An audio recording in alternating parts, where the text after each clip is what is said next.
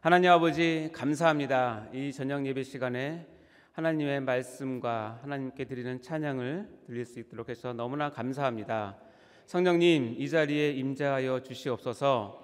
하늘문을 여시고 신령한 복을 저에게 부어주시며 하나님을 더욱더 깊이 아는 귀한 시간 될 수 있도록 축복하여 주옵소서. 감사드리며 예수님 이름으로 기도하옵나이다. 아멘. 반갑습니다, 여러분. 많이 피곤하시죠? 괜찮습니까? 저를 만나면 피해갈 수 없는 시간이 있는데 뭔지 아십니까? 네, 스트레칭 시간입니다. 쫙 올리시고 좌우로 크게 5번, 6번 정도 하세요. 여러분이 움직이는 모습이 정말 장관입니다. 좀 잡아주셨으면 좋겠는데 화면으로. 자, 내리시면서 어깨도 앞으로 돌려보시고요. 지금 정말 피곤할 시간입니다. 그래, 고개도 이렇게 좌우로 돌리시기 바랍니다. 네, 목사님 일어나셔서 자, 좀 깨졌습니까? 네.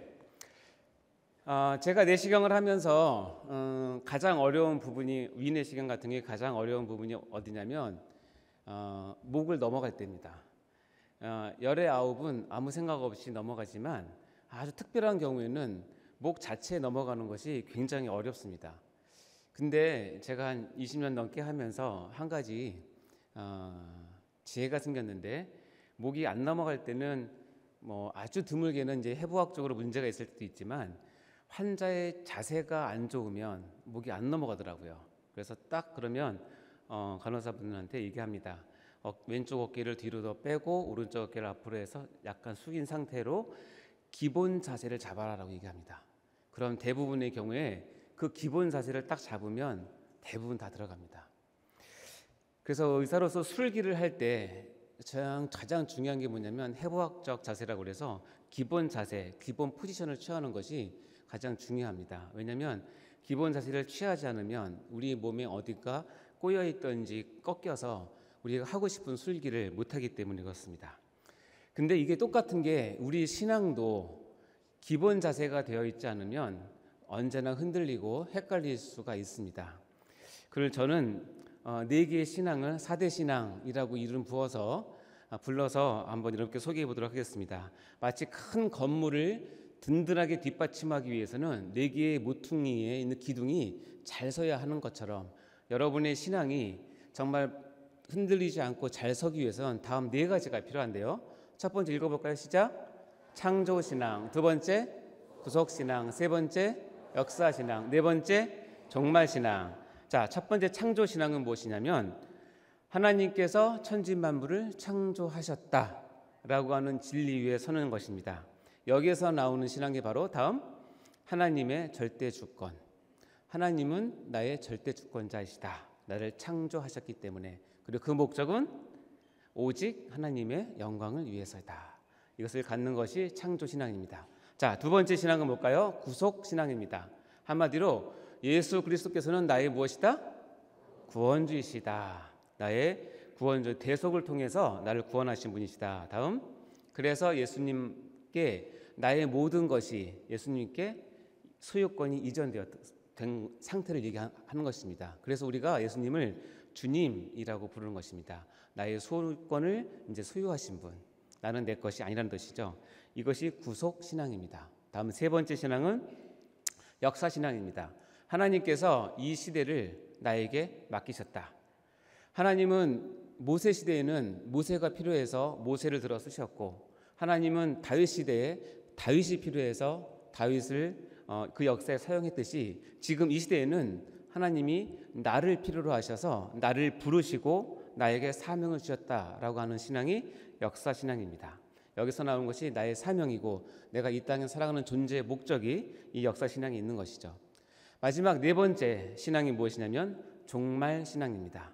한마디로 이겁니다. 나는 조만간 하나님 앞에 선다. 아멘. 어떤 사람은 개인적인 종말이 먼저 와서 개인적인 죽음을 통해서 하나님 앞에 설 수도 있고, 또 하나는 내가 개인적인 죽음을 맞이하기 이전에 우주적인 종말을 맞이해서 다시 얘기해서 예수님이 재림하셔서 하나님 앞에 설 수도 있습니다. 어떤 것이든지 우리는 조만간 하나님 앞에 주님 앞에 선다는 사실입니다. 그래서 우리의 거기에 소망과 인내가 있고요. 그리고 여기에서 나오는 것이 내세신앙이고 천국과 지옥에 대한 그런 신앙을 우리가 갖고 있는 것이죠. 이 네 가지 신앙 중에서 제가 보기에는 이 종말 신앙이 최근에 많이 희석이 되고 있습니다. 교회에서 재림을 가르친다거나 천국이나 지옥에 대한 설교나 가르침은 점점 없어져가는 추세입니다. 저는 오늘 천국과 지옥에 대한 설교를 하려고 합니다. 특별히 지옥에 대해서 말씀을 나누고자 하는데 제가 목사님으로부터 이 강단을 하라고 명령을 받아서 기도하는 가운데 한 번도 느껴보지 못했던 감동이 있었는데 천국과 지옥에 대한 설교를 하고 싶다는 게 아니라 주님께서 원하신다라고 하는 그런 감동이 왔습니다. 근데 너무나 생뚱맞는 것 같기도 하고, 물론 제가 목사가 될 때는 언젠가 천국과 지옥에 대한 설교를 해보고 싶은 것이 어떻게 보면 목사가 된 분들의 다 공동된 소망인데요. 이렇게 딱 주시니까 어떻게 해야 되지? 라는 생각이 딱 들었습니다. 여러분은 왜 지금 우리 이 시대 가운데 이 종말 신앙, 특히 재림이라든가 천국과 지옥에 대한 설교가 점점 없어졌을까요? 여러 가지 이유가 있지만 그것은 이 이단들이 이 종말과 또 재림이나 천국과 지옥을 가지고 너무나 많이 성도들을 미혹하고 폐해를 많이 끼쳤기 때문에 많은 성도분들이 이런 단어를 들으면 오히려 꺼려하게 되는 그런 부작용을 낳게 된 것입니다. 제가 초기 개원해서 병원에서 직원들하고 성경 공부를 했는데요. 직원들은 이제 매주 목요일 날 이제 모아놓고 저녁 다 사주고 성경 공부를 1시간이나 1시간 반 정도를 했습니다. 그러다가 어떤 그 새로운 직원이 첫 성경 공부 모임을 참여를 해서 자기는 너무 좋다. 여기서 성경 공부를 하게 돼서 너무 좋고 계속 하겠다는 의사를 표명했는데 다음 날 출근을 안 한 거예요. 왜 그러지? 그래서 전화를 했더니 전화를 안 받고 누가 전화를 받냐면 그 부모님이 전화를 받으시는 거예요.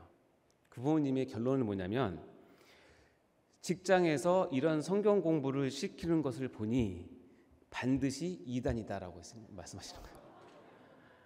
제가 그때 깜짝 놀랐습니다. 직장에서 복음을 전하고 성경을 가르치는 것이 이제 이단의 전유물이 되어버렸다.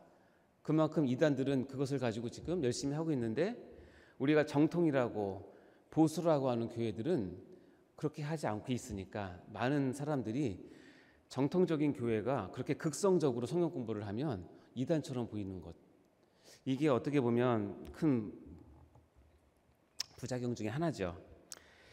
그러나 제가 한 번 더 강조드리고 싶은 것은 건물이 제대로 서기 위해선 4개의 기둥이 든든히 서야 건물이 바로 서듯이 4개 중에 1개가 흔들리면 건물은 무너지게 됩니다. 그 중에 하나가 오늘 같이 나눌 종말 신앙입니다. 이 종말 신앙을 견고히 갖는 것은 여러분의 나머지 신앙들을 그 위에 반석 위에 세우는 가장 중요하고 매우 기본적인 기초 작업이기 때문에 그렇습니다. 오늘 읽은 좀 본문이 길었는데 오늘 읽은 본문을 흔히 부자와 거지 나사로의 비유라고 알려진 이야기입니다. 근데 제가 여러분께 한 가지 말씀을 같이 나누고 싶은 것은 여러분이 이 말씀을 읽으면서 이게 비유처럼 느껴집니까? 많은 성경학자들은 이것을 단순한 비유로 보고 있지 않고 오히려 실제로 있었던 실화 또는 다큐와 같은 내용으로 봐도 큰 지장이 없을 것이라고 얘기합니다. 그 이유는 뭐냐면 거지의 이름이 나사로라고 분명하게 밝히고 있기 때문입니다. 예수님의 많은 비유에서는 그래서 천국 비유 같은 경우에는 집주인 또는 왕, 임금, 한 여인, 농부 이렇게 해서 이름이 없는 어떤 사람들을 소개하지만 여기에서의 본문은 거지는 나사로다라고 분명히 이름을 밝히고 있기 때문에 그렇습니다. 어쨌든 저 개인으로 이 말씀을 준비하면서는 여러분이 비유로 듣던 이것을 실화나 다큐로 듣던 어떤 것이든 좋지만 저는 여러분께 개인적으로 권해드리는 것은 이 말씀을 실제로 있었던 사건이라고 마음으로 여기면서 저와 함께 말씀을 들어오면 아마도 다가오는 느낌이 훨씬 다를 것입니다. 아시겠죠? 아멘. 그래서 이 본문은 성경에서 흔치 않게 천국과 지옥의 구체적이고 실제적인 실제를 다루는 그런 본문입니다. 따라서 우리는 여기서 내세에 반드시 한 사람도 피하지 않고 만나게 될 천국과 지옥에 대한 주님의 가르침을 반드시 알아야 할 것입니다. 그 중에서 저는 오늘 본문의 말씀에 충실해서 특별히 지옥에 대한 부분들을 여러분과 함께 나누고자 하는데요. 먼저 우리가 본문을 한번 들어가 보도록 하겠습니다. 19절부터 21절입니다. 제가 천천히 읽으면서 여러분께 말씀드리겠습니다. 19절에 한 부자가 있어 자색옷과 고운 베옷을 입고 날마다 호롭게 즐기더니, 첫 번째 인물이 등장하는데 부자입니다. 근데 이분은 자색옷, 겉옷은 자색이고 고운 베옷, 속옷은 고운 베옷입니다. 그 당시에 가장 비싼 옷들이죠. 그리고 날마다 호화롭게 즐기더니, 에브리데이 파티 했다는 뜻입니다. 많은 사람 불러다가 날마다 즐겼다는 뜻입니다. 근데 20절에 비교가 되게 한 사람을 소개하고 있는데, 그런데 나사로라 이름하는 한 거지가 한번 나옵니다. 헌데 투성이 그의 대문 앞에 버려졌다.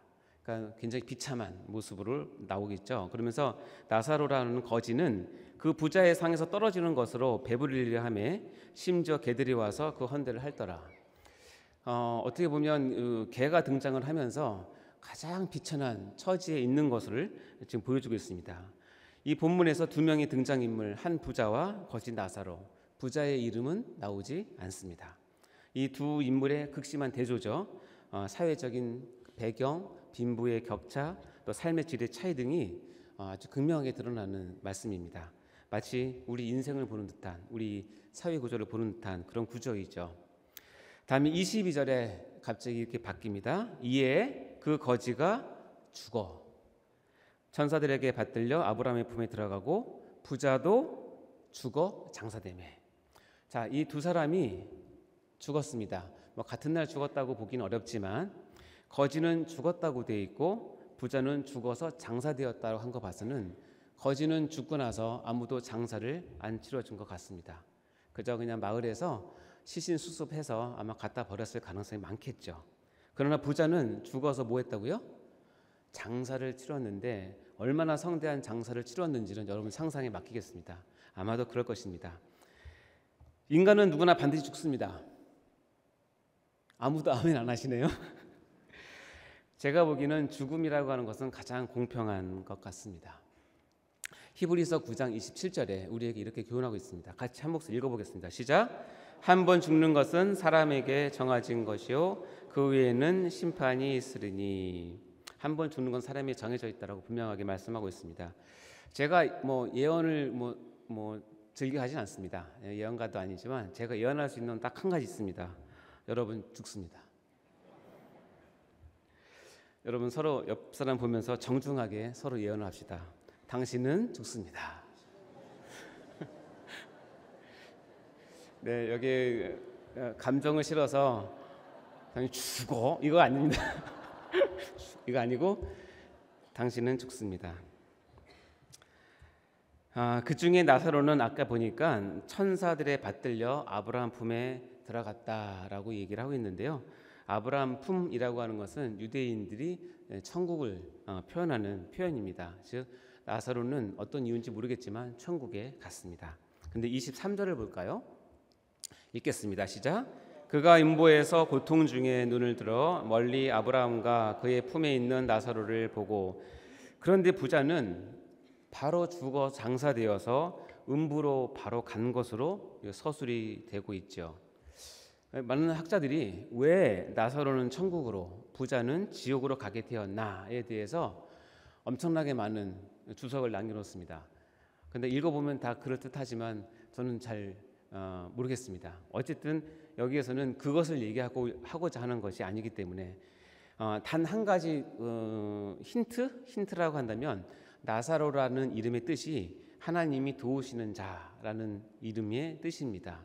그래서 이것을 유추를 하자면 어쨌든 나사로는 하나님의 은혜를 입고 하나님의 도움을 받았고 비록 비참하고 가난하고 거지꼴로 살았지만 하나님의 자녀였던 것은 분명한 것 같습니다. 근데 부자는 왜 지옥에 갔을까요? 많은 경우 주석학자들은 뭐 재물을 잘못 사용했다, 뭐 여러 가지 이웃을 돌보지 않았다, 그래서 율법을 어겼다 등등등 여러 가지를 많이 합니다. 어쨌든 중요한 것은 부자는 어디 갔다? 지옥 갔다. 22절과 23절을 이어서 보게 되면 이렇게 되어 있습니다. 부자도 죽어 장사되매, 거기까지가 22절이고요. 바로 이어서 그가 음부에서. 우리가 이 두 절을 읽는 이 간격, 이 둘 사이가 얼마나 짧습니까? 부자도 죽어 장사되매 그가 음부에서. 여러분 아십니까? 우리의 삶과 우리의 이 생과 그리고 내세는 이거보다 더 짧습니다. 우리의 삶과 죽음의 간격은, 즉 이생과 천국의 간격 또는 이생과 지옥의 간격은 지금 제가 22절과 23절을 붙여 읽어서 부자도 죽어 장사되매 그가 음부에서 라고는 시간보다 더 짧을 수 있습니다. 우리가 이 땅에서 마지막 눈을 감고 마지막 호흡을 내쉬고 마지막 눈을 감고 눈을 딱 뜨는 순간 어디에 있겠습니까? 어디에 있겠습니까? 하나님 앞에 있죠. 천국 가실 분도 있고 지옥 가실 분도 있습니다. 두 길 외에는 없습니다. 근데 그 기간이 우리가 22절과 23절 읽은 것 같은 이 짧은 시간이 소요가 되는 것입니다. 그래서 제가 아직 죽어보진 않았지만 여러분, 하나님을 안다면 죽음을 두려워하실 필요 없습니다. 여러분 지금 눈 감았다가 감아보세요. 눈 떠보세요. 이 시간만 걸립니다. 믿으시기 바랍니다. 우리의 죽음과 우리의 내세는 이렇게 가깝다는 뜻입니다.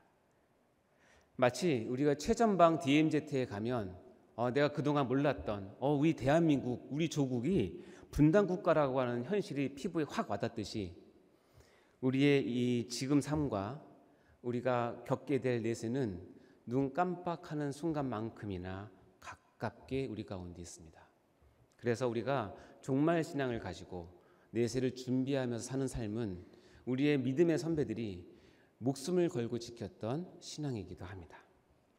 오늘은 이 부자가 가 있는 지옥에 대해서 한번 알아보려고 합니다. 이유는 오늘 본문 처음부터 끝까지 주인공은 이 부자이기 때문에 그렇습니다. 나사로는 상반부만 나오고 아브라함은 중반 이후 후반부만 나오기 때문에 처음부터 끝까지 출연하시는 분은 이 부자이기 때문에 그렇습니다.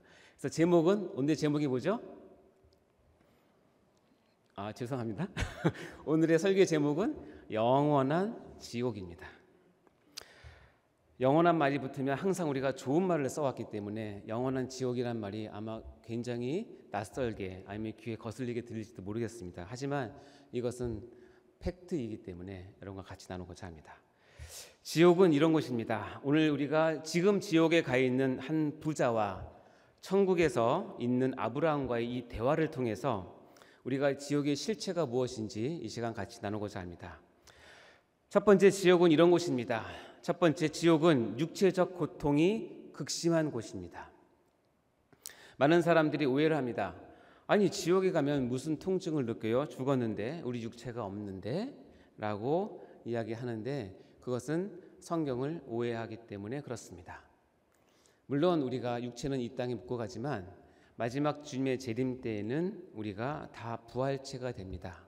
부활체는 우리 영혼 가운데 육체가 덧입혀집니다. 그러나 그 육체는 지금 우리가 갖고 있는 육체와는 다릅니다. 그래서 우리가 그것을 부활체라고 얘기하는데 성경에 보면 그 부활체에 대한 조그마한 힌트를 얻을 수 있는 것이 예수님께서 부활하셔서 40일 동안 이 땅에 있었을 때, 부활체로 있었을 때 예수님의 모습을 보면 알 수 있습니다.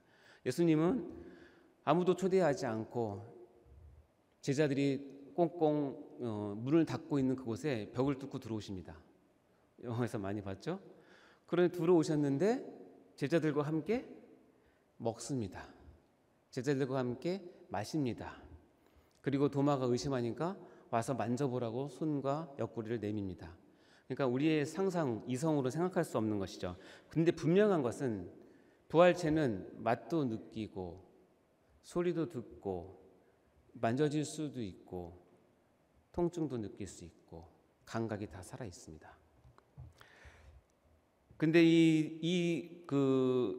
오늘 본문에서 나오는 지옥은 세 가지로 표현되는데, 지옥은 매우 고통스러운 곳이다. 두 번째, 지옥은 불꽃 가운데 있다. 세 번째, 실제로 고통이 주어진다. 이 세 가지가 우리 본문에서 얻을 수 있습니다. 여러분 유튜브에 보면 지옥에 다녀오신 분들의 간증을 많이 쉽지 않게 볼 수 있습니다. 저는 그것을 뭐라고 얘기하지는 않습니다. 저는 그것에 참조해서 말씀을 전하는 것이 아니라 이 말씀에만 집중을 해서 말씀을 전하겠습니다. 그래서 그것이 맞는지 틀린지는 개인적인 경험이기 때문에 하나님의 계시로는 받을 수는 없고, 하지만 오늘 제가 드린 말씀은 말씀에서 나온 분명한 지옥의 실체이기 때문에 그렇습니다. 23절, 24절 한번 볼까요? 그리고 28절을 보면 노란색으로 치여 있는 부분을 여러분 보시면 지옥을 이렇게 표현하고 있죠. 읽어보겠습니다. 시작. 그가 음부에서 고통 중에 눈을 들어 멀리 아브라함과 그의 품에 있는 나사로를 보고 불러 이르되 아버지 아브라함이여 나를 긍휼히 여기사 나사로를 보내어 그 손가락 끝에 물을 찍어 내 혀를 서늘하게 하소서. 내가 이 불꽃 가운데서 괴로워하나이다. 28절입니다.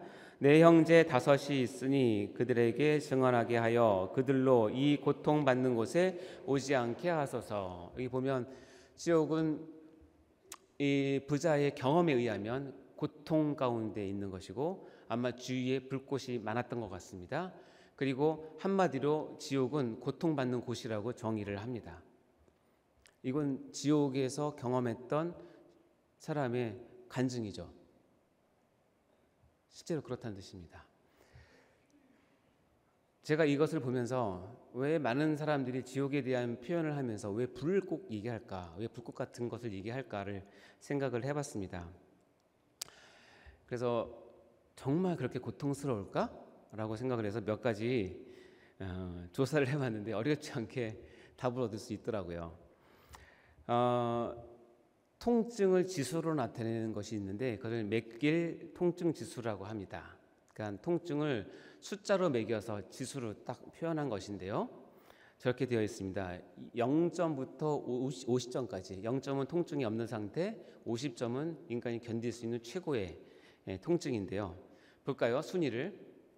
그럼 치통 13위, 카레베인 통증 12위, 여러분이 많이 환자들이 무서워하는 대상포진은 11위, 골절은 10위, 생리통 심하신 분은 9위. 환각지는 뭐냐면 손발이 잘렸는데 그것이 있는 것처럼 느껴지는 그런 통증을 얘기합니다. 자, 7위는 만성 편두통, 6위는 암에 의한 통증. 여기까지는 30점입니다. 30점 넘는 것은 보면 5위는 공동 5위가 많은데 남성의 고환 마찰 어떤 남성의 고환을 강타당했을 때 여러분 경험해 보셨나요? 남자분들 하늘이 무너진다는 것이 이거구나 한 것을 알게 됩니다. 제가 어렸을 때 초등학교 때 야구부를 했었는데요. 3루수였던 3루수. 3루수는 핫 플레이스라고 해서 공이 제일 빨리 오는 곳입니다. 잠시 딴 생각하다가 공이 오면 맞습니다. 그러면 하늘이 무너지고 노랗고 못 일어납니다. 그래서 아까 봤지만 이 남성의 고환 통증 또는 섬유 근육통 이런 것이 굉장히 심한데요.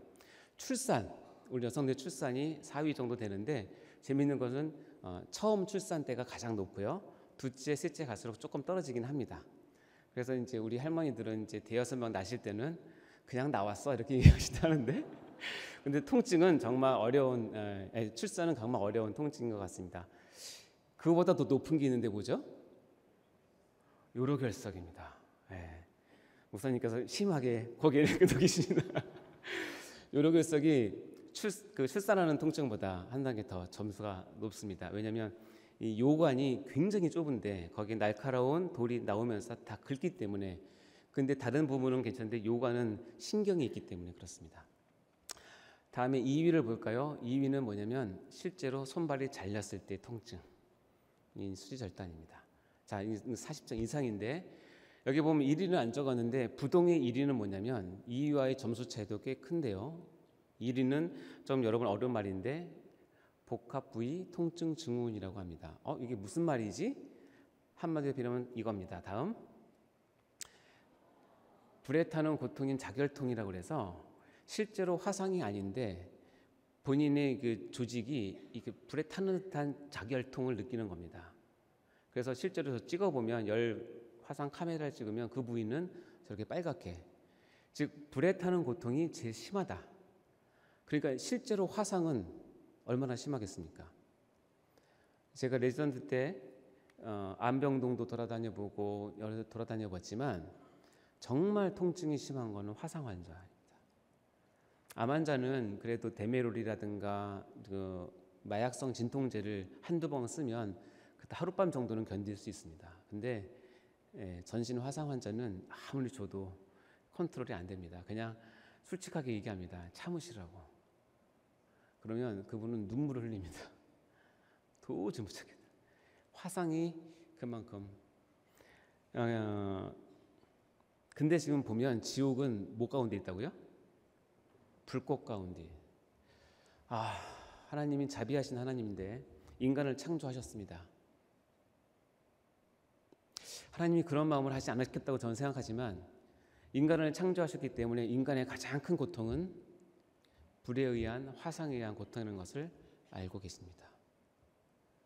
그래서 지옥이, 많은 사람이 지옥을 표현할 때 불꽃, 불 가운데 불구덩이라고 표현합니다. 근데 거기 들어가서 죽으면 좋은데 죽지 않습니다. 타면 탈수록 통증이 있는데 안 탑니다. 1시간? 하루? 한 달? 1년? 아닙니다. 이걸로 봐서는 이 부자가 겪고 있는 고통은 실제적이고 구체적이고 아주 극심한 고통이었음을 우리가 알 수 있습니다. 다음 볼까요? 24절 보겠습니다. 읽어보겠습니다. 시작. 불러 이르되 아버지 아브라함이여 나를 긍휼히 여기사 나사로를 보내어 그 손가락 끝에 물을 찍어 내 혀를 서늘하게 하소서. 내가 이 불꽃 가운데서 괴로워하나이다. 이 부자가 아브라함을 보고 정말 애원을 합니다.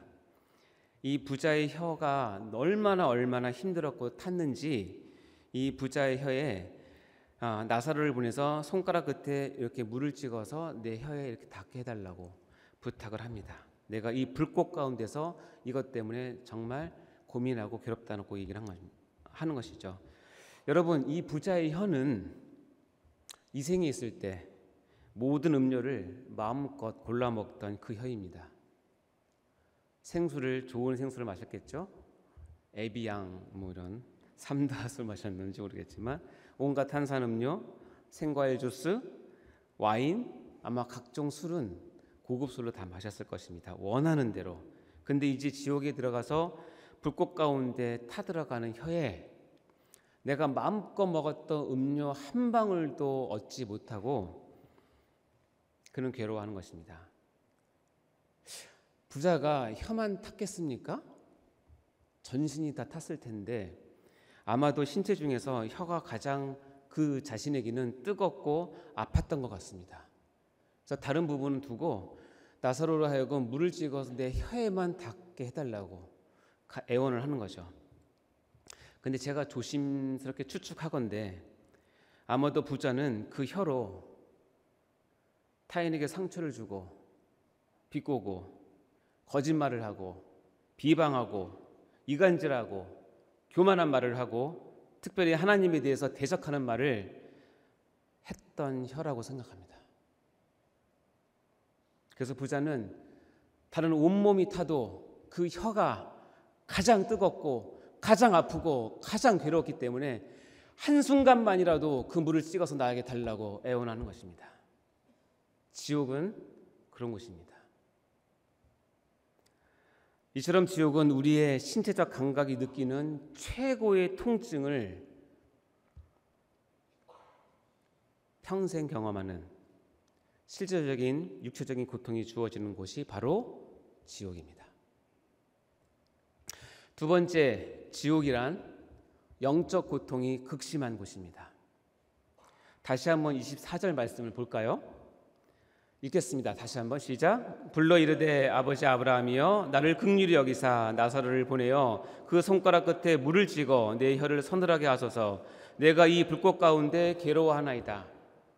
여러분, 이상하지 않습니까?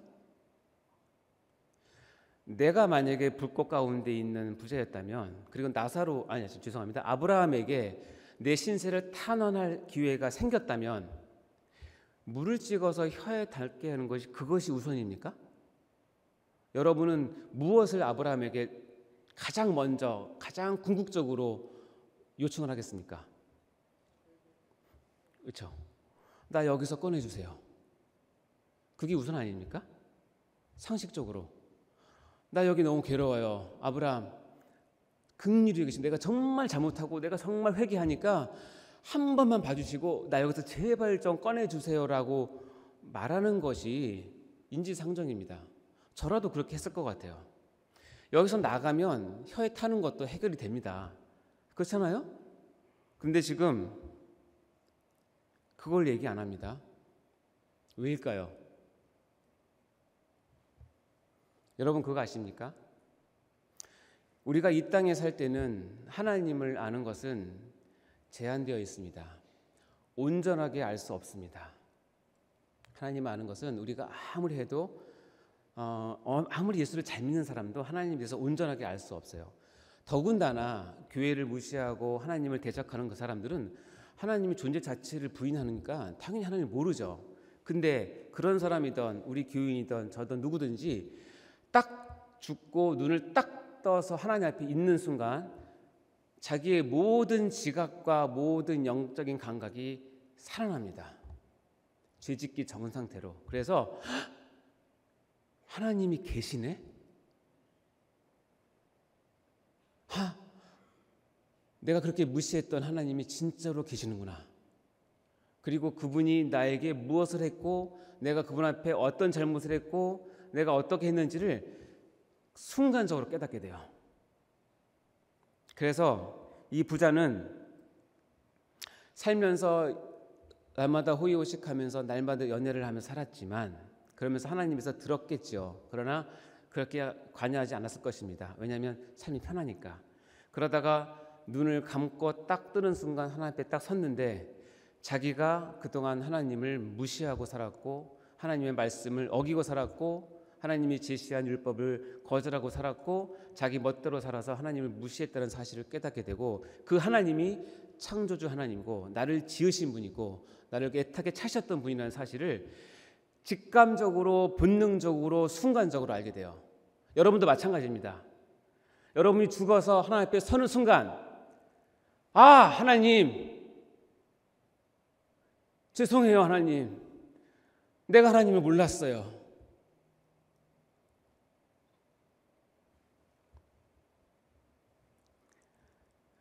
이 부자는 지옥 불거된 가운데서 깨닫습니다. 이곳은 하나님을 찾을 수 없는 곳이구나 하는 것을 인정하는 것입니다. 여기서 하나님께 은혜를 구해봤자 통하지 않는다는 것을 뼈저리게 알고 있는 것입니다. 그래서 하나님 나 여기서 구해주시라는 말을 감히 할 수도 없고 할 필요도 없고 해서도 안 된다는 것을 알고 있는 것이죠. 오직 후회만 남습니다. 늦었구나. 이렇게 살아버린 네 자신에 대한 미움, 이렇게 살아버린 나에 대한 이 어리석음에 대한 한탄, 어리석게 인생을 낭비한 것에 대한 회한, 그리고 좀 더 자기에게 하나님을 믿으라고 강권하지 않았던 주위 사람들에 대한 원망이 나타나는 것이죠. 내 딸아, 내 아들아, 내가 그렇게 얘기해도 나한테 그렇게 하면 안 되지. 나를 끌고 가서라도 교회에 가서 하나님을 믿게 했어야지. 그때 깨닫습니다. 왜 내 옆에 있는 이 친구는 자기는 교회 다니면서 왜 나에게는 왜 강권하지 않았어? 저 나쁜 놈. 나 여기서 이렇게 죽어가고 있는데, 나 여기서 정말 미치겠는데, 고통스러운데 왜 나에게 얘기하지 않았어? 원망이 나타나는 거죠. 자기 자신에 대한 미움뿐만 아니라 나를 이곳에까지 가게 했는데 나를 교육하지 않고 이끌지 않았던 사람들에 대한 원망이 있는 것이죠. 그런데 감히 하나님께 구해달라고 얘기할 수 없어요. 왜냐하면 하나님은 이미 정하셨다는 것을 본능적으로 직감적으로 영적으로 알고 있기 때문에 소용이 없다는 것을 아는 것입니다. 이 얼마나 비참한 일입니까? 부자가 할 수 있는 것은 한 가지예요. 내 혀가 너무 타니까 정말 나사로라도 보내서 한순간이라도 내 이 아픈 거를 좀 제어해달라고, 이 목마른 것을 제어해달라고 하는 것밖에 없는 거죠. 그것이 마지막 바라는 긍휼이에요.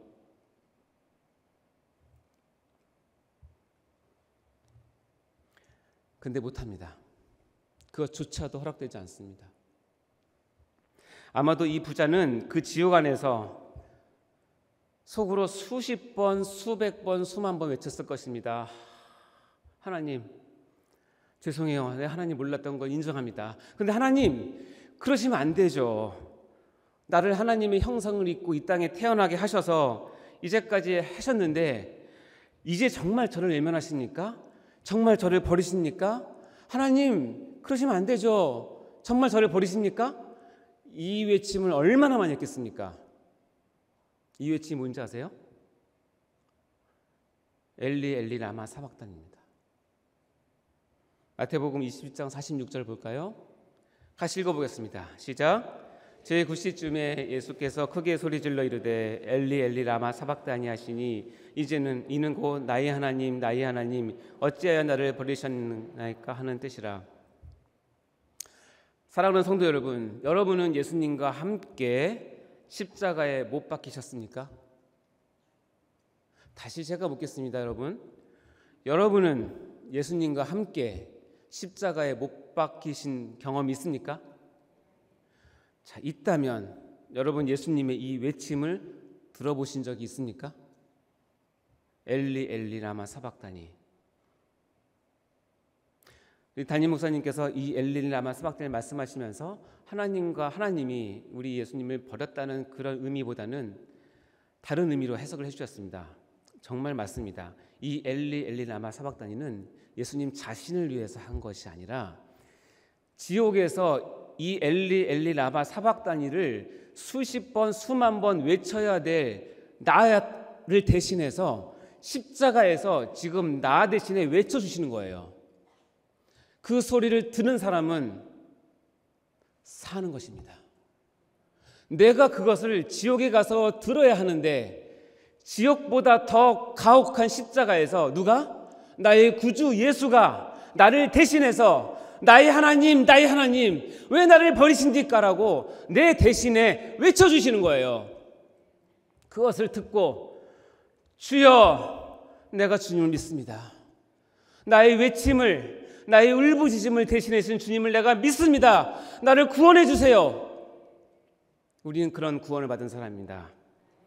그러나 이 땅에 살면서 예수님의 저 외침이 나 대신에 하는 대속의 외침이었던 것을 모르고 안 믿는 사람들, 엘리 엘리 라마 사박다니를 이제 실제로 지옥 속에서 자신을 한탄하면서 다른 사람을 원망하면서 계속 외치는 겁니다.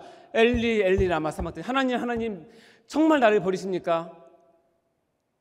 근데 그거 아세요? 그때는 안 듣습니다. 하나님이 진짜로 외면하십니다. 그게 지옥입니다. 심각한 영적인 고통, 육체적인 고통보다 수만 배 더한 영적인 고통이 그 가운데 있는 것입니다. 지옥은 그런 것입니다. 26절 보겠습니다. 그뿐 아니라 너희와 우리 사이에, 같이 읽을까요? 시작. 그뿐 아니라 너희와 우리 사이에 큰 구렁텅이가 놓여 있어 여기서 너희에게 건너가고자 하되 갈 수 없고 거기서 우리에게 건너올 수도 없게 하였느니라. 아브라함이 이 마지막 부자의 이 조그만 소원 하나를 거절하면서 하는 얘기입니다. 너무 박하지 않나요, 아브라함? 아브라함 그렇게 안 받는데 되게 인색하네, 이렇게 생각하십니까? 아닙니다. 지옥은 하나님과 완전히 단절되어서 하나님의 은혜로부터 완전히 고립된 장소입니다. 실제로 있는 장소입니다. 그래서 구렁텅이라고 하는 것은 히브리 말로 카스마라고 하는데 그 뜻은 길게 갈라진 틈, 시면 또는 큰 계곡을 얘기합니다. 깊이 갈라져 있다는 것이죠. 그리고 옆에 있는 놓여 있어라는 말은 히브리어로 에스테렉타이라고 해서 뜻은 오래전부터 확고하게 자리 잡고 있다라는 뜻입니다. 이 두 개를 합치면 뭐냐면 사후에 처해진 운명은 그 누구도 그 상황을 바꿀 수 없음을 강력하게 말씀하고 있는 것입니다. 이것은 우리 믿는 사람뿐 아니라 세상 사람들도 알고 있는 진리입니다. 여러분 이 포스터 보셨습니까? 니마 그 강을 건너지 마오. 뭐예요? 그 강을 건너면 돌아올 수 없기 때문에. 세상 사람도 아는 이 진리를 왜 우리는 모르죠? 그러니 여러분 이상한 교리를 믿으시면 안 됩니다. 천국과 지옥 사이에 연옥이 있거나 천국과 지옥 사이에 대기하는 장소가 있어서 이 땅에 있는 사람들이 공을 들여서 뭘 하면 거기서 저울질을 해가지고 잘하면 천국 가고, 그게 중세시대 때 만연했던 종교 장사 아닙니까? 사람들이 무지를 이용해서 지옥에 대한 두려움을 이용해서 돈을 갈취하고 했던 종교 사기꾼들의 행위입니다. 그리고 어떤 사람들은 그렇습니다. 자기가 이 구렁텅이를 넘어가서 그들을 데리고 올 수 있다라고 얘기합니다. 그렇게 미혹하는 사람들이 많이 있습니다.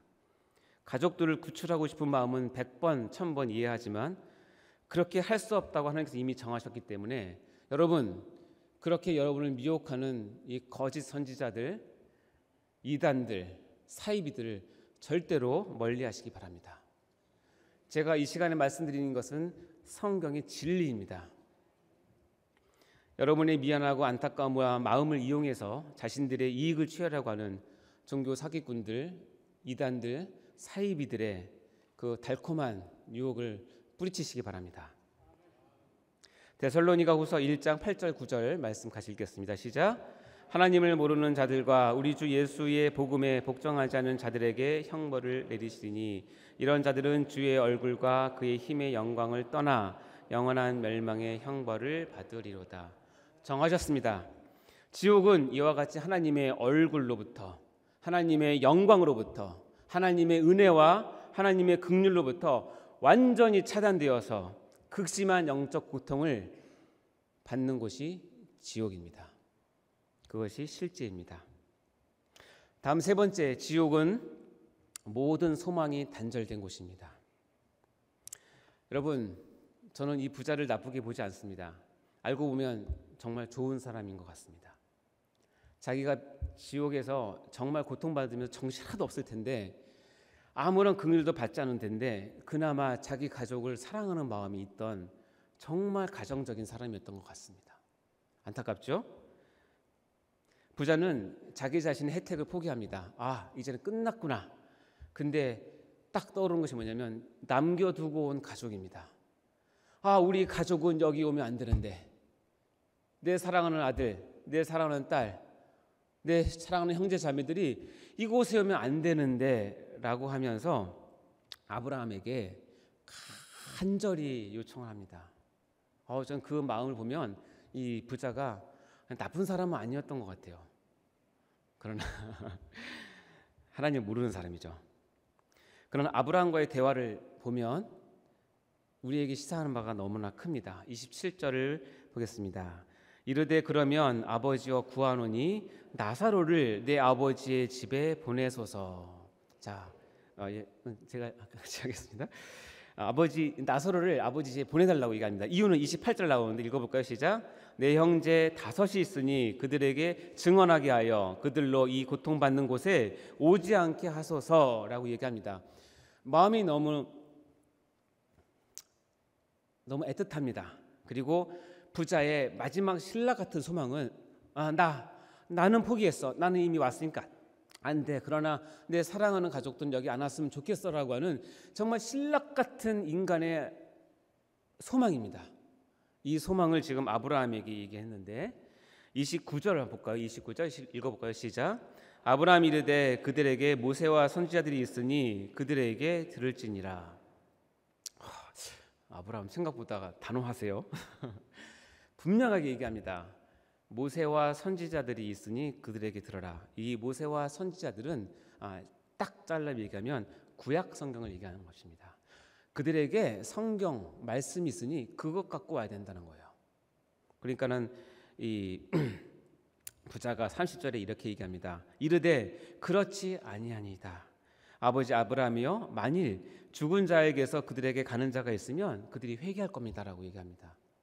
아마 이것은 자기 고백일 수도 있어요. 부자가 율법을 몰랐을 리도 없고 성경을 몰랐을 리도 없습니다. 그러나 그것이 자기에게 안 다가왔기 때문에 그거보다 좀 더 강력한 뭐예요? 죽은 자가 가서 이곳에 오지 말라고 하소연하면 들을 거라는 거죠. 너무 안타까운. 여러분은 어떻게 생각하십니까? 혹시 여러분 가운데 몇 년 전에 돌아가신 뭐 부모님이나 누구나 밤에 오셔가지고 그냥 상상입니다. 아들아 내가 지금 지옥에 있는데 너무 죽겠다. 정말 미치도록 죽겠다. 너 그러니 지옥 오면 절대 안 되니까 세대교회 잘 다니고 믿음 잘 믿고 목사님 시키는 대로 잘하고 예수 꼭 믿고 여기 오지 마라 하고 여러분 꿈에 나타나서 말씀을 가셨다면 여러분 믿겠습니까? 안 믿겠습니까? 믿겠습니까? 안 믿겠습니까? 여러분은 믿을 거예요. 왜냐하면 믿음이 있으니까. 근데 아브라함의 대답은 단호해요. 그렇지 않다. 죽은 사람이 가서 그들에게 이곳 사정을 얘기하고 오지 말라고 얘기를 해도 그들은 듣지 않는다. 그것이 인간의 죄성이다. 이것은 성경에 많은 얘기가 있죠. 홍해를 건너서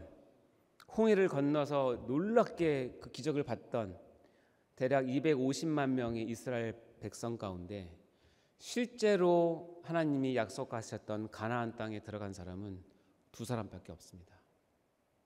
그들이 이적을 못 봐섭니까? 죽은 자를 살렸던 사람들을 살리는 모습을 많이 봤던 바리새인과 종교지도자들은 그래도 예수를 죽입니다. 그게 인간입니다. 이 부자의 마지막 소원을 아브라함은 단호하게 거절합니다. 이유는 그것은 하나님의 방식이 아니기 때문에 그렇습니다. 이적적 신앙으로서는 회개에 이를 수는 없습니다. 참조는 될 수 있고 씨발은 될 수 있지만 이적적 신앙으로는 참된 회개에 이를 수 없습니다. 성경은 분명히 얘기합니다. 오직 말씀 안에서 확인되는 회개여야만 천국에 갈 수 있다라고 얘기합니다. 말씀으로 거듭나야 천국에 갈 수 있다라고 얘기합니다. 즉 다시 얘기하면 모세와 선지자들, 즉 구약 성경이 최종적으로 가르치는 바 예수 그리스도를 믿어야 천국을 가는 것이라고 아브라함은 지금 분명하게 얘기하고 있는 것입니다. 말씀 보겠습니다. 요한복음 5장 39절 말씀하고 20장 31절 말씀인데요. 읽어볼 테니까 같이 읽겠습니다. 시작. 너희가 성경에서 영생을 얻은 줄 생각을 하고 성경을 연구하거니와 이 성경이 곧 내게 대하여 증언하는 것이라. 보면 이 성경은 구약 성경을 얘기한 겁니다. 구약 성경은 곧 예수 그리스도에 대해서 증언하는 책이다라고 얘기하고 20장 31절 시작. 오직 이것을 기록함은 너희로 예수께서 하나님의 아들 그리스도이심을 믿게 하려 함이요 또 너희로 믿고 그 이름을 힘입어 생명을 얻게 하려 함이니라. 아멘. 지금 우리가 이 말씀 무엇을 얘기하는 것입니까? 아브라함은 모세와 선지자들, 다시 해서 성경을 통해서 무엇을 찾으라? 예수 그리스도를 찾고 그 안에서 믿음을 가져야만 어떻게 갈 수 있다? 지옥에 안 오고 천국에 갈 수 있다라고 분명하게 얘기합니다. 이 방법 외에는 없다라고 얘기를 하는 것입니다. 그렇다면 이것은 어떤 것을 우리에게 시사할까요? 우리 신앙은 이 땅에서의 모든 것이 결정되는 신앙입니다. 여러분의 전도도 이 땅에서 해야 되는 것입니다. 무엇을 가지고? 말씀을 가지고. 여러분이 미적미적하고 게으름 피고 있을 때 지옥으로 가는 그 영혼은 여러분을 붙들고 원망할지 모릅니다. 왜 나에게 하나님 말씀을 안 가르쳐줬어? 왜 나에게 얘기하지 않았어? 왜 나에게 강권하지 않았어?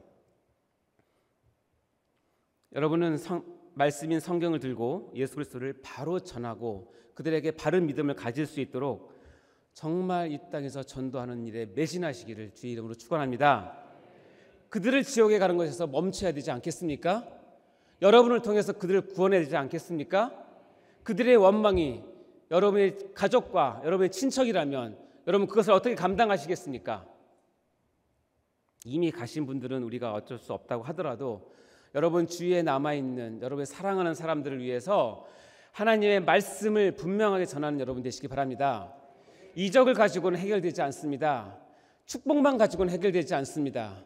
하나님의 말씀이 제대로 선포되는 곳에 그들을 갖다 앉혀야 하고 그 말씀 가운데 그들이 변화되고 참 회개를 해야 그들에게 천국이 열리는 것이고 지옥에서 면할 수 있는 특권이 주어지는 것입니다. 여러분 꼭 명심하시고 말씀을 전하시기 바랍니다. 마지막 네 번째입니다. 지옥은 영원한 곳입니다. 따라서 모든 고통이 극대화되는 곳입니다. 천국도 영원한 곳입니다. 그래서 모든 기쁨이 극대화되는 곳입니다. 문제는 이런 지옥의 고통이 아까 육체적, 영적, 소망적인 그런 고통이 아이고 목이 쉬어서 못하겠네요. 영원히 계속된다는 것입니다. 사랑하는 여러분, 고통과 환난이 왜 어렵습니까? 고통과 환난이 끝나는 것이 언제인지 모르기 때문에 어려운 것입니다. 예를 들자면 아까 복합 부위 통증 증후군이라고 하는 환자가 저라고 칩시다. 날마다 정말 미치도록 아픈데 저에게 한 가지 소식이 왔습니다. 미국에서 특효약이 주문을 했는데 4주 뒤에 도착한대 라고 얘기하면 여러분은 그 고통을 참을 수 있습니까? 없습니까? 참을 수 있습니다. 누구나 참을 수 있어요. 왜냐하면 소망이 있기 때문에. 4주 뒤면 끝난다라고 하는 것을 알기 때문에. 그런데 밑도 끝도 없어요. 그런 약이 있는지도 몰라요. 찾을 수도 없어요. 하루아침에 눈 뜨는 것이 괴로워요. 이러면 못 견딥니다. 근데 지옥은 아까 얘기했던 그 고난이 하루나 4주나 1년이나 30년, 100년이 아니라 영원하다는 겁니다. 따라서 여기서 영원하다는 것은 시간적 개념이 아니라 이제는 시간을 넘어서 존재론적 개념으로 넘어가 버린 것입니다. 너는 그런 사람이 돼버린 것이죠. 요한계시록 20장 10절 말씀 보겠습니다. 시작. 또 그들이 미혹하는 마귀가 불과 유황못에 던져지니 거기는 그 짐승과 거짓 선지자도 있어 세세토록 밤낮 괴로움을 받으리라. 세세토록 밤낮 괴로움을 받는 곳이 지옥입니다. 그냥 재밌는 예화 하나 하겠습니다. 어떤 사람이 지옥에 갔는데 운이 좋게 딱 100억 번째 손님이 됐어요. 지옥에. 그래서 이벤트에 걸렸어요. 그래서 어떤 이벤트냐면 이 100억 번째 방문한 지옥에 온 사람한테는 특혜가 주어지는데 지옥에 있는 모든 방들을 돌아보고 자기가 가고 싶은 걸 정할 수 있는 특혜가 주어졌어요. 그래서 그나마 다행이잖아요. 그래서 첫 번째 방에 갔더니 난리야. 이건 불꽃이 막 그냥 다 타고 막 소리 지르고 막 욕하고 막 난립니다. 안 됩니다. 다음에 갔더니 계속 칼로 베이는 그런 통증 계속 있는. 여기도 안 돼요. 몇 개 방을 들어가는데 도저히 갈 만한 데가 없는 거예요. 근데 딱 하나 방에 들어갔는데 거긴 조용해요. 근데 보니까 사람들이 물 위에서 고개만 이렇게 내밀고 있어요. 근데 물이 보니까 좀 더러워요. 배설물들이 많아요. 덩 이런 거. 죽은 쥐도 있고 막 있어요. 근데 거기에 이렇게 고개 내밀고 있는 사람들 얼굴 보면 미소가 있어요. 화내요. 야, 여기는 할만하겠다. 여기만 이렇게 잠기고 있으면 뭐 그냥 괜찮겠네. 그리고 보니까 이 사람들의 얼굴이 화내요. 웃고 있어요. 그래서 저 정했어요. 저 여기 갈게요 그랬더니 그 천사가 쉽지 않을 텐데 그러는 거예요. 아 괜찮습니다. 저 여기 하겠습니다 했어요. 딱 들어가서 옷 벗고 들어가려고 하는데 방송이 나옵니다. 안내 멘트. 1000년 만에 10분 휴식 끝 잠수 시작. 이제 들어가면 1000년 만에 나와야 돼요. 거기 나온 사람은 1000년 만에 거기 나왔으니까 얼마나 행복하겠어요. 잠시. 그게 똥물 지옥입니다. 잠시 제가 웃기는 얘기했지만 여러분 지옥은 이런 곳입니다. 제가 이제 설교를 마무리하고 합니다. 오늘 설교를 가장 잘 정리하고 마무리하는 것 제 말로 하는 것보다는 핵심적인 노래가 하나 있어서 여러분과 함께 부르려고 합니다. 이것은 불후의 명곡입니다. 근데 이 명곡을 그냥 하는 것보다는 세대교회 율동계의 대부 마스터 장인이신 김대현 올라오시죠. 올라오셔서 예. 이 불후의 명곡의 제목은 무엇이냐? 돈으로도 못 가요 하나님 나라. 같이 율동하면서 하겠습니다.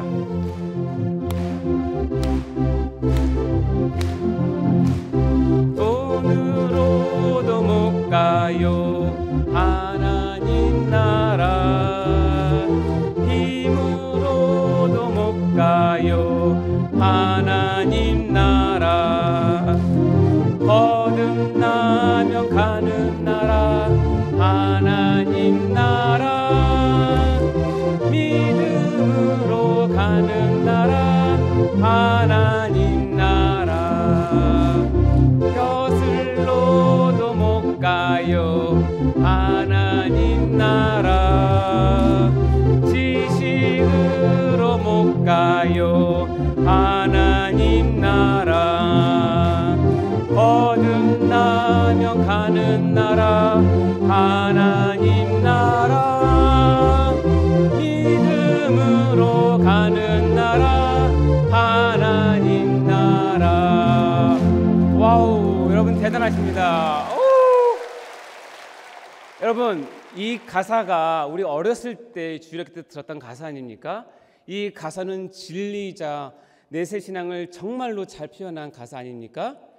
우리가 그냥 부를 수 없겠죠? 전부 다 일어서 주시기 바랍니다. 일어서서 우리 김대환 목사님의 율동에 따라서 가사를 생각하시면서 한 번 더 하겠습니다. 시작. 또 못 가요 하나님 나라. 힘으로도 못 가요 하나님 나라. 거듭나면 가는 나라 하나님 나라. 믿음으로 가는 나라 하나님 나라. 벼슬로도 못 가요 하나님 나라. 지식으로 못 가요 하나님 나라. 거듭나면 가는 나라 하나님 나라. 믿음으로 가는 나라 하나님 나라. 아멘. 여러분 모두 거듭나셔서 하나님 나라 가시기 바랍니다. 이곳에 계신 한 분도 절대로 지옥에 가신 분이 없기를 간절히 소망합니다. 지옥의 영원한 형벌을 면하게 되신 여러분 하나님께 늘 감사하시기 바랍니다. 아직도 혹시 여러분 가운데 지옥의 형벌을 두려워하는 가운데 있다면 이 밤에 하나님께 거듭남의 은혜를 달라고 여러분 간구하시기 바랍니다. 하나님께서 여러분에게 거듭남의 은혜를 주시며 천국의 확신과 소망을 주실 것입니다. 그리고 여러분 주위 가운데 이것을 모르고 이 진리를 모르고 아직도 어두운 가운데 자기 잘난 채로 지옥을 향해서 달려가고 있는 분이 보이지 않습니까? 여러분 보이신다면 여러분 정말로 그들을 긍휼히 여기는 마음을 가지고 지옥이 얼마나 두려운 것을 설명하시고 하나님 말씀을 선포하시고 가르치셔서 그들이 돌아올 수 있도록 지옥의 자식에서 천국의 자녀로 변화될 수 있도록 여러분 전도에 매진하시기 바랍니다. 그런 일에 여러분 쓰임 받으시기를 주님의 이름으로 축원합니다. 기도하시겠습니다. 하나님 아버지 감사합니다. 이 저녁에 내세 신앙에 대해서, 특별히 천국과 지옥에 대해서 다시 한번 우리 가운데 깊은 진리의 말씀을 주셔서 너무나 감사합니다. 아버지 하나님, 우리가 이 지옥의 두려움을 바로 깨닫게 하여 주시고 우리가 이 지옥에서 벗어난 하나님의 자녀됨을 감사할 수 있도록 도와주시옵소서. 우리 주위에 아무것도 모르고 지옥으로 달려가는 불쌍한 영혼들, 우리 가족과 친척과 형제 자매와 우리 친구들을 바라보면서 그들의 영혼을 천국으로 인도할 수 있는 저희가 다 되고 사명자로 쓰임받는 저희가 될 수 있도록 축복하여 주시옵소서. 감사드리며 이 모든 말씀을 예수님 이름으로 간절히 기도하옵나이다.